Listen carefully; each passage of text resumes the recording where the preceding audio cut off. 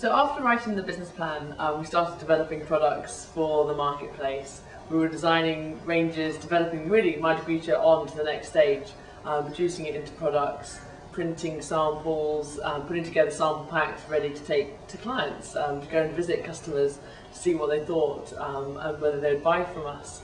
Really very early on, we were designing all the time, and it was great, coming up with new ideas. But as we started visiting customers, you realised there's a lot more business work to be done as well. You can't just go on one track and forget about actual running, invoicing, chasing money, speaking to customers, checking deadlines. So really you're looking at an idea, coming up with a concept, and then you're going to see your customer. And then from there, the business really started. And that was at the point where I realised that we wouldn't be designing every week. We would very much have to design as customers required it. And you have to work out ways to make money weekly, otherwise you can't keep up your overheads.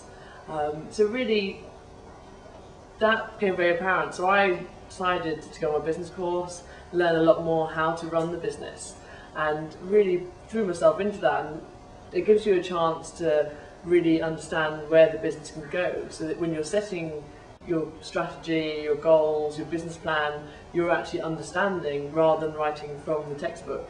Because at the beginning you're writing about how a business model should be, but you don't really understand actually how that works in principle. So the first year is really a learning curve for that, and we did realise that only a week, 2 weeks of that year we actually spent designing once we started going out to see customers. Because you've got to make money, you're a business, you're not in a creative position where you can design all the time. So we knew long term I wanted to get back to that stage, but for the first 7 years it's very much a case of looking at the market, looking at how much turnover we'd had the year before, what could we do next year, what's going to be realistic, and how are we going to start winning more jobs to make more money. And that meant that I was out on the road visiting customers an awful lot, networking, in the evenings. That's generally an evening or before work job, and during the day talking to customers on the phone, visiting them, invoicing, just the general running of the company. And then really from that you're developing a brief of the next range, but until you make enough money from the first range you can't actually launch that. So we're just coming up with lots of ideas, so you can't ever let the creative side stop. Your day-to-day 9 to 5, you're running a company.